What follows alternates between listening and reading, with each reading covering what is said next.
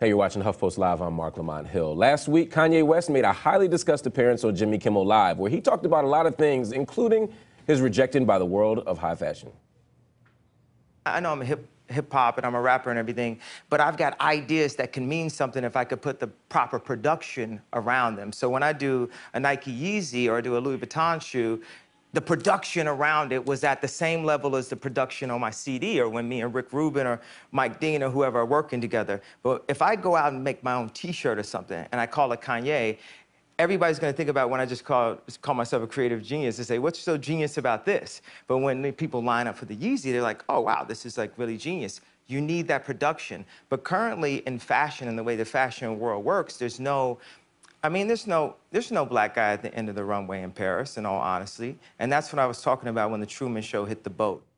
Kanye's words highlight how black models and designers continue to be marginalized by the fashion industry. But Kanye is also part of a hip-hop culture that celebrates the very designers that don't embrace the black community with open arms. Joining me to discuss the complex relationship between fashion, race, and culture are, and I'm probably the luckiest person on the planet right now, supermodel Beverly Johnson, the first black model to appear on the cover of Vogue, Brandis Henderson Daniel, founder of Harlem's Fashion Row, image activist Michaela Angela Davis, and our HuffPost's own Black Voice of Style and Beauty editor Julie Wilson. And of course, in the Google Hangout, we're joined by Shiona Tarini. She is Fashion Market Director at Cosmo. This is really an honor to have all of you here. Beverly, I want to start with you because one of the things that's fascinating is you were the first person to appear on the cover of Vogue, right? Yes. 1974. Yes. Since then, yes. Not much expansion, not much progress. Well, for progress in the sense of, there is some progress. Okay. In the sense that now we have a lot of diversity, meaning that Joan Smalls is from the Bahama. We have a lot of African models, Iman, and, we had, so because, we live in a very small world now. So in that sense, it has gotten better. So people of color are really being represented in the fashion world. It just so happens in the last 4 or 5 years, we've taken a lot of steps backwards, which is, of course, for someone like myself, who took a lot of arrows, and is very disappointing. It's very disappointing to go to a fashion show and be really excited, and for designers that are your friends and whatever that don't have anyone of color in their show, and that is particularly because of African Americans, particularly because I'm an African American, the influence that we have in fashion. I mean, what we're wearing, if we would go into, let's say, Calvin Klein's studio, he would be copying, he would be stealing. Your hair, that's where they get it from, those our influence. And for us not to be acknowledged, first of all, and then because we actually participate monetarily in the fashion industry, we buy a lot of stuff. We buy the stuff, right. That we should also be represented in the marketing and in the advertising. Right. And that's what's stunning to me. Julie, you went through the entire Vogue catalog from, even if you just look at from when Beverly was on the cover until now, 40 years later, only 30 black people have been on the cover by themselves. Right, that's like 1 or 2 people. There could be 2. 1 or 2, okay. There was like, LeBron was with Giselle Bouchen. Right, and like the Godzilla flick. Yeah, but not excluding the pictures of all of the models together. And in the past 5 years, I did some number crunching. There's only been 7 covers out of a possible 60.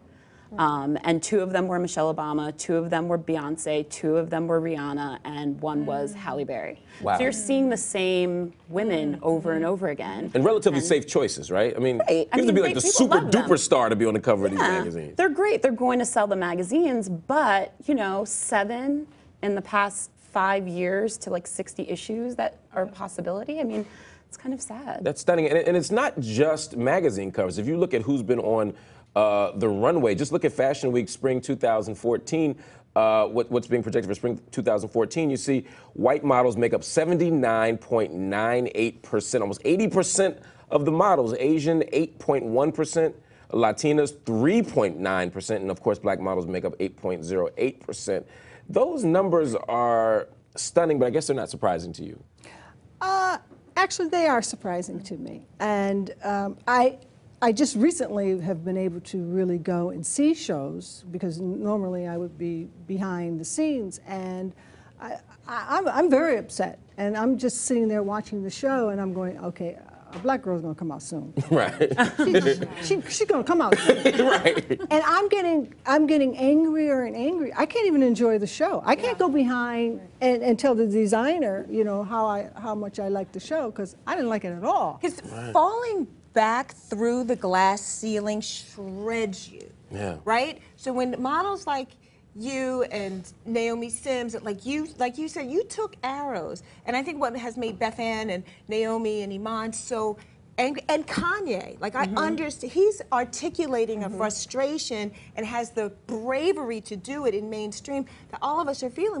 Going backwards hurts. Yeah. So, and it's not just on the runways, it's the creative directors, the designers, everyone who makes choices does not reflect America. That pie chart is so reductive and so not modern. What we're seeing is an assault on the American aesthetic. It hurts everybody. Right, and when we look at that, we also have a number, because that's from spring 2014 season, but if we look at since 2008, because I don't want y'all to think this is some statistical anomaly that we picked out just to make a point. If you look at it from 2008 into 2013, look at that. Yeah, Giselle does Giselle.com, Jezebel. Jezebel, yeah. Jezebel.com does a really good job of, and has been since 2008, of really, you know, showing the disparity. Yeah.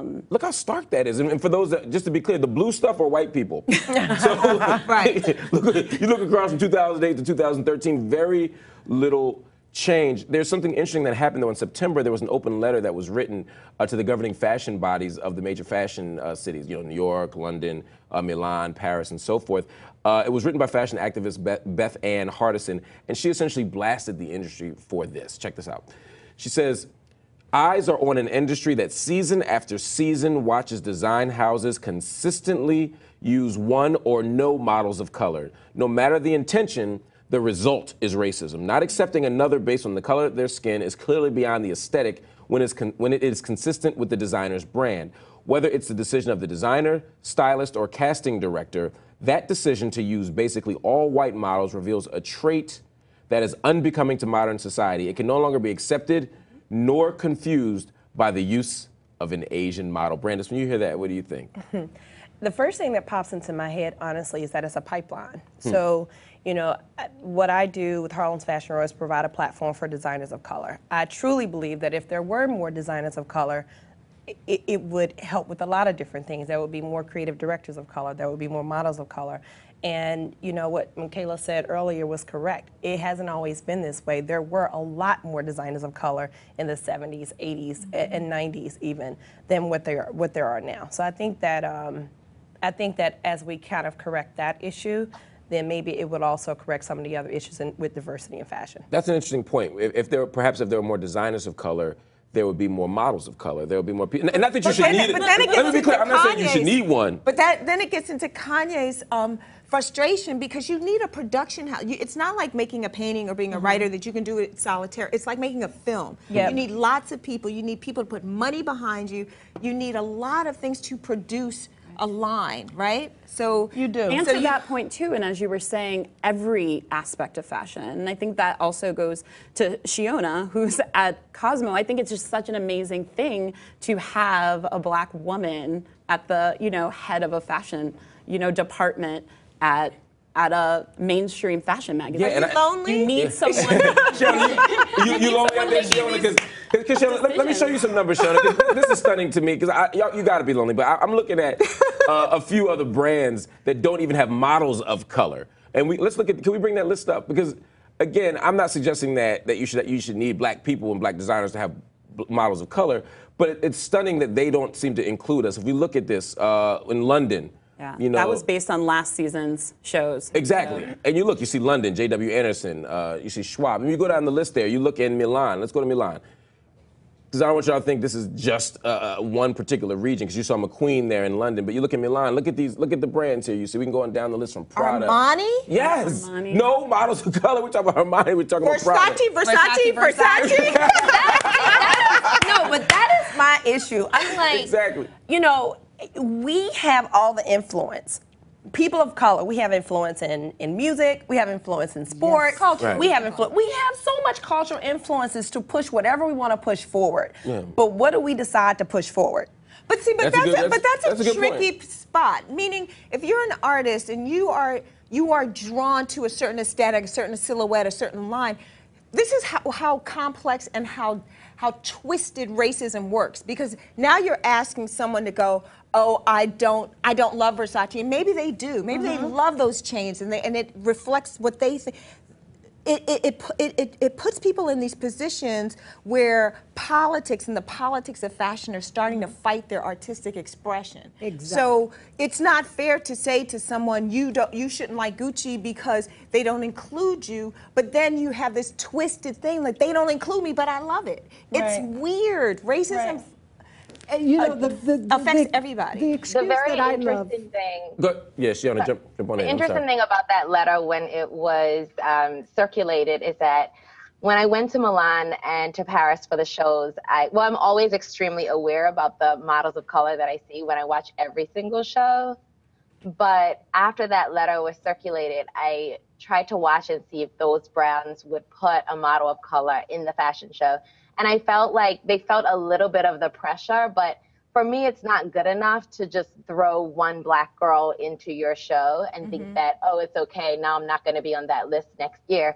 It still was very, very sad. And I mean, as one of the few black editors that does have the opportunity to travel to Europe for the shows, I look around and I see this audience, and there's so few of us, and it's such a domino effect because in editorial, when I started working in magazines like 10 years ago, I don't see more black editors now. Yes.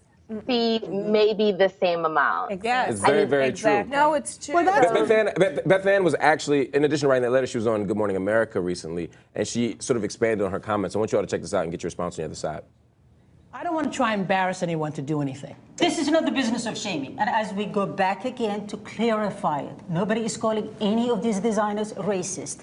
The act itself is racism. They hide behind aesthetics. Yeah. This season aesthetic is this. I think they're ignorant and they're arrogant. And I think it's not even about racism. I think it's a sense of laziness. Is that a fair Ignorant assessment? and arrogant. Wait a minute, I love this think excuse. There are no African American models. Oh yeah. I said, what did you just say?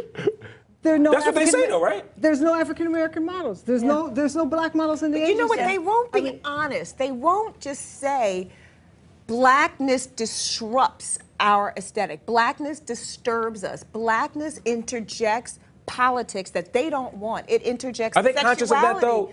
Of course they are. I think they are, but they're just chicken. I think that if someone would just say, you know what, the black body is too complicated and it takes people's minds off my clothes and I can't deal with it. Wow. Tell the But then truth.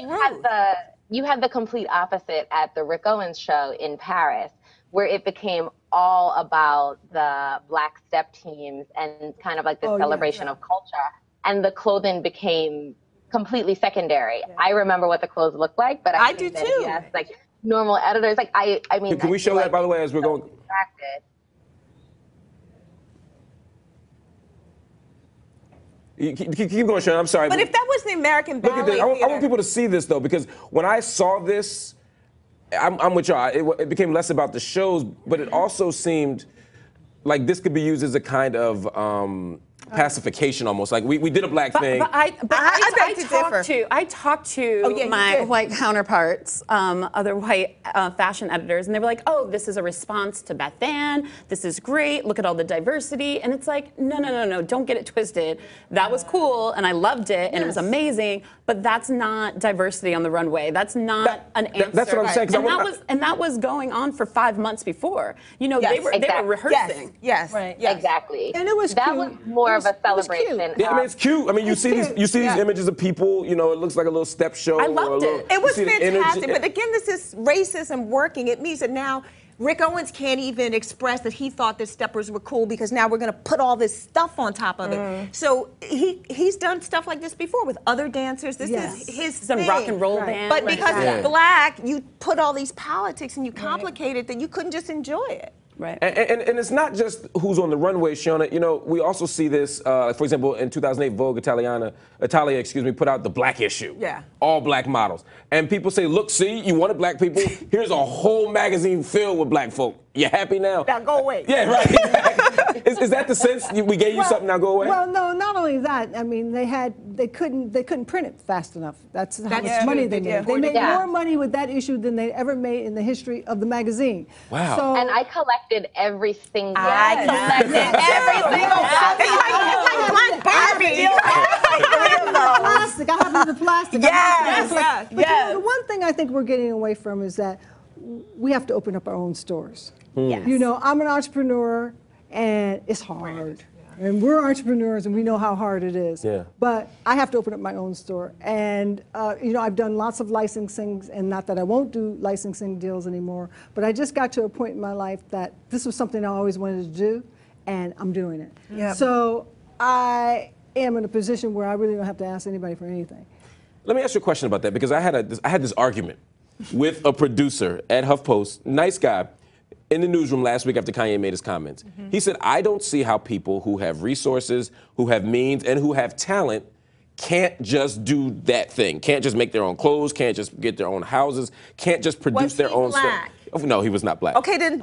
And that's why it's an important question, because this thing is something. His thing was Kanye must not be that talented if he can't do it, as rich and famous as he is. We have a very low tolerance to see the world through eyes other than ourselves. And there's a very low tolerance for people to understand black genius and frustration. And there's a very low tolerance for us to want to do more things. And it's like like you have to be a ninja for real, because everything you do is also then pushed through this race lens. No one can understand. It's like you can't understand what it is to carry a baby. Like, as a man, you can sympathize, you can be my supporter, you can think I'm great, but until you're in that skin, Yeah. you cannot. Brandon, I agree with the frustration, and I understand the frustration. I have a lot of artist friends who, when they heard the rant, felt like he was expressing their thoughts and their feelings. Yeah. But I also come from a school of, I don't believe you should acknowledge the institution. I do believe, you know, that if there was nobody, think about the hip hop era. They didn't wait for somebody to come invest in them. They didn't wait on somebody to tell them how to do production. They figured it out along the way. And once they started making money, the investors started coming to them. And that's kind of how it works. So my thought is, okay, Kanye, you've got all this influence. You've got all of this power where you are now.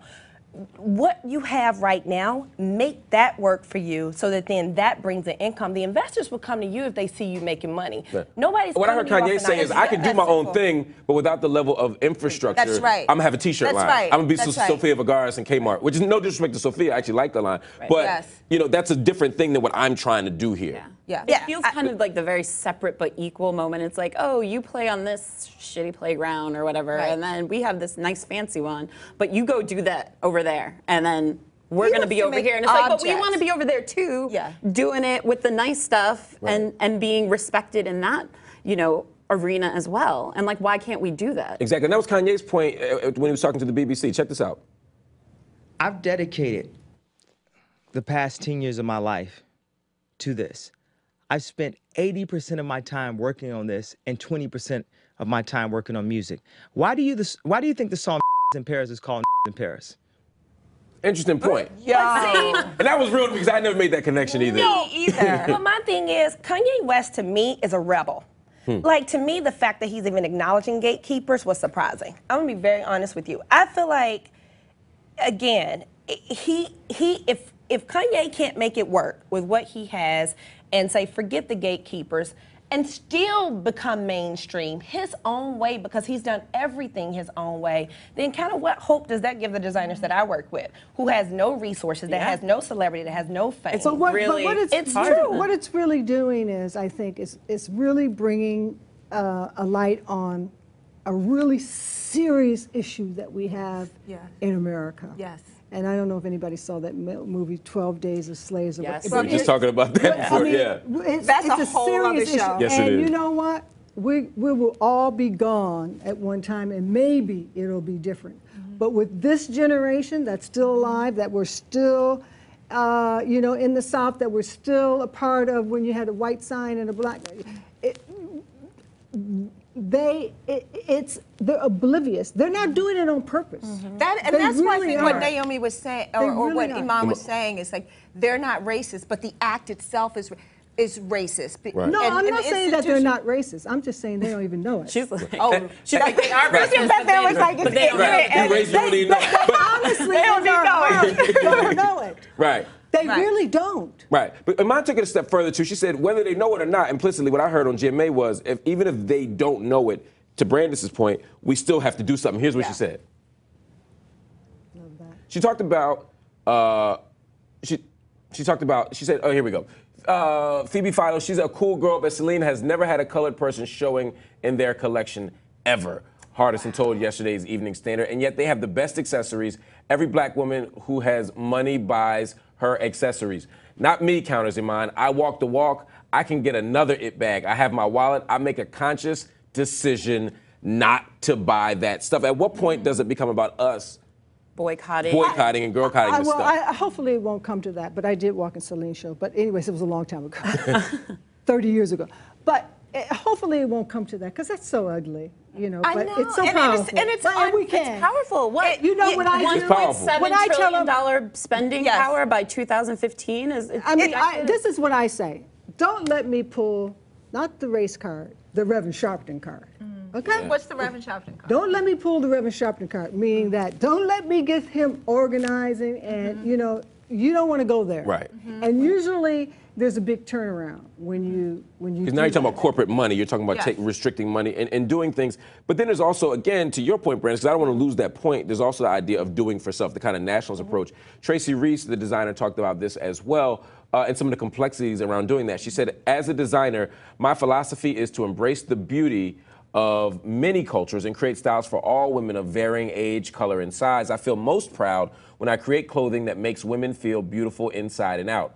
As a minority, I feel that it is important to see diverse cultures represented across the fashion industry. I want to know that I am included in my favorite designers' visions. That's beautiful. And I would never want to leave one type of woman out of my own vision. We live in a culture where fashion is very accessible, and to be able to reach and embrace the beauty of many cultures is invaluable as a designer. Is there ever a moment, though, you think where designers have to sort of hide who they have in their imagination, who they're designing for, who their intended audiences are? Yes, Yeah. it was a time when a designer, I remember designers saying, you know, when the whole plus size model came in, you know, I don't want them in my clothes. You know, if they're fat, they're not for me. Tell them to lose weight. I won't design for a plus, but they're designing now. Right. Right. But you Because know, of the dollar. But Tracy Reese, and I think this is true, particularly around with black folks who have reached some sort of success, she has the capacity to embrace other cultures because she's had to in order to be educated. You can get a letter, you can be a poet laureate and never read a poet of color. You can become all kinds of things as a person of whiteness and never include people of color. It doesn't happen the other way. There's no way that Tracy Reese could have been trained and made it without knowing Celine, Chanel, Karl Lagerfeld. Right. So we have this bigger capacity to include people because that's how we're educated. You have people who are never educated in black culture. And so therefore they get to exist in this ignorance. They're not, our culture isn't contingent upon their success. We have to know. Right. We have to know. It's a powerful thing. You know, you're right. And Julie, you talked about, to some extent, some of the facts about our buying power. You start talking about 1.7 trillion. You know, by 2015. By 2015, you talk about the fact that African Americans have unique buying patterns, 43% in terms of the amount of media we consume, the amount of we're willing to spend, even versus our own income. I mean, we're into this stuff. A$AP Rocky just had a song called Fashion Killer. Y'all bring the lyrics, and we have them, because I love this. I love you. Look at this. I love you, Linda Farrar. I adore your Dior, your Demir Doma and Venacava from the store. I crush down with the top down. Boys, see how I ride around. Mommy in the Tom Ford, Poppy in that Tom Brown. I mean, we give free endorsements to everybody. Jay, yes. put the whole record Tom Ford. Jay-Z and Kanye West. I mean, check this out. We love it. Yeah, we love it. Yeah, but It's we can push our culturally. own. But we can push our own brands forward in that same way. Well, that's what I'd like to see. And But if I they think were that's Kanye's there- frustration here. In the song "Niggas in Paris,"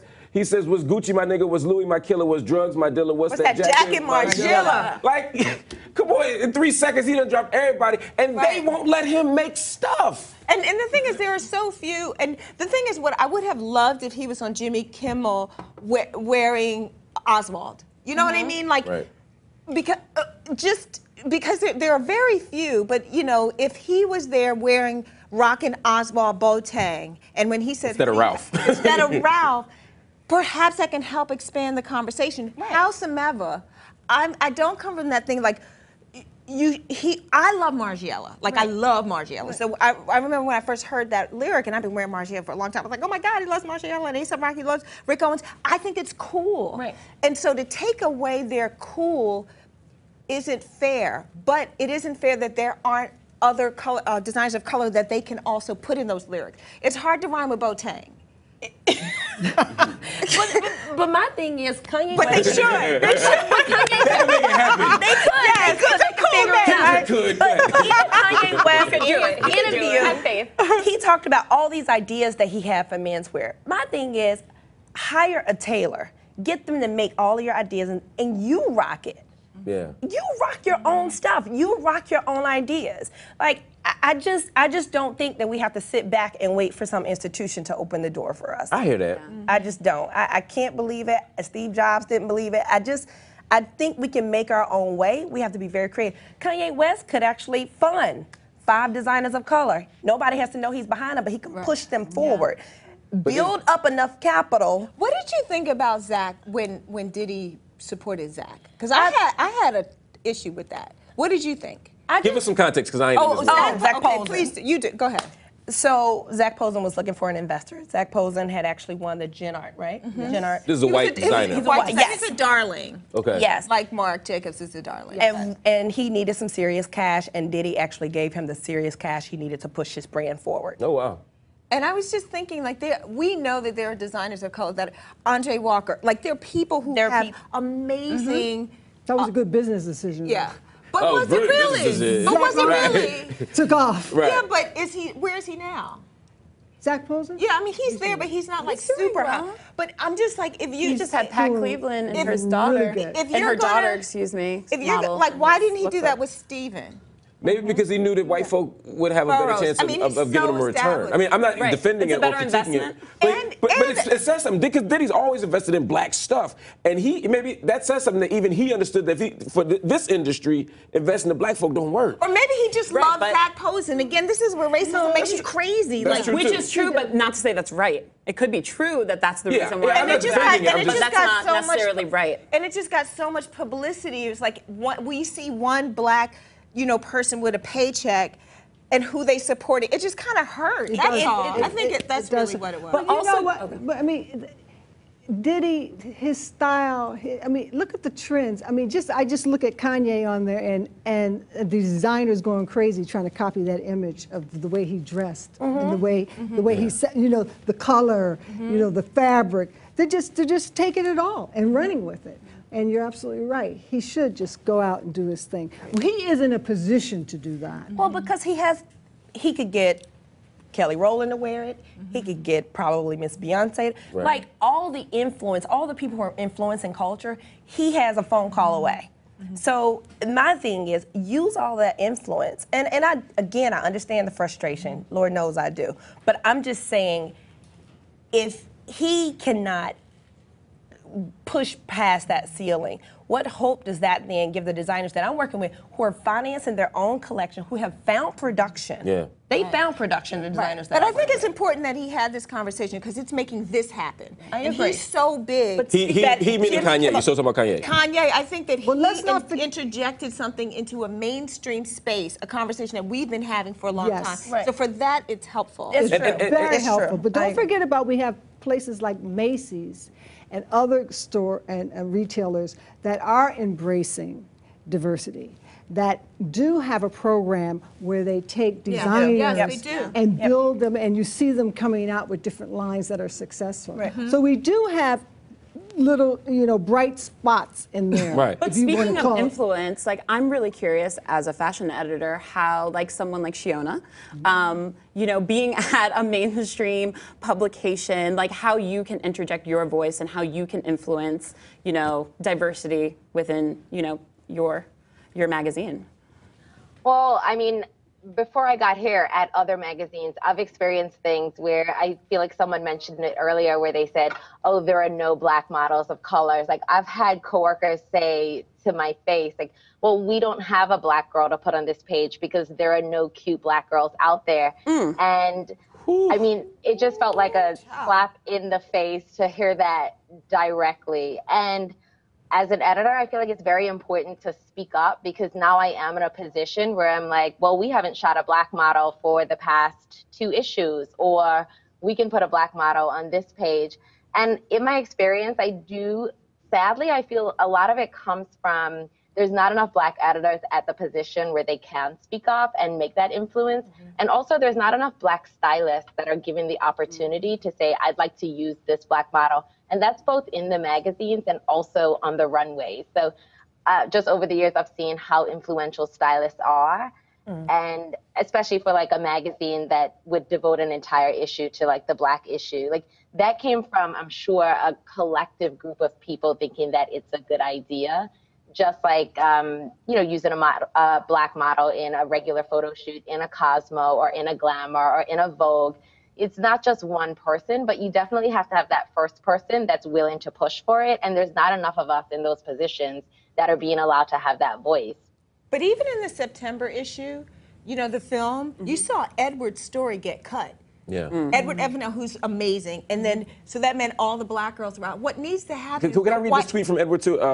Oh yeah, when he didn't get to see. Yes, if all my white counterparts are seated in the front row, why should I be expected to take second row? Racism? And that's Edward, right? And so what really needs to happen is the white creative directors and the white art directors need to say, where are the black girls? And that's the black editor of W Magazine for those that aren't. That's really where Well, the we change needs to happen. do have an agency, Walton and Isaacson, who are, Google them, who are a major cutting-edge PR marketing firm who I happen to be partnering with that do just that, diversity in the market. So as far as Lexus, McDonald's, all of these major corporations, he's making sure that we are represented. So we have to be represented on all levels in the advertising, in the marketing, and therefore things might get a little Because bit. mainstream doesn't mean white anymore. Mainstream in general market in most people's head means white. Mainstream is an aesthetic, and we have to change because if you look at the Latino numbers, they're crazy. Yes. And black and Asian, but there's this mindset that mainstream is white, and it is not. Right. It's over, but the power yes. brokers are still white. And that seems to be governing the decision The making. people making decisions are Right, and that's what we need to change. I want to thank you all for this really one of the most amazing conversations. Just so you know, this can't happen anywhere else but here at HuffPost Live. This image right here is what the world needs to be seeing, honestly. All of this, man. So thank you all for being here. Again, you. Beverly, Brandis, Michaela, Julie, Shiona, it's been an absolute pleasure. Lonely Shiona. I know. She on an island by herself. It's just like the fashion world, girl. We love you, though. Stay with us at HuffPost Live. So much more coming up. Make sure you leave comments in the comment. We'll also click that red button to be an on-air guest. Here at HuffPost Live, the conversation always continues.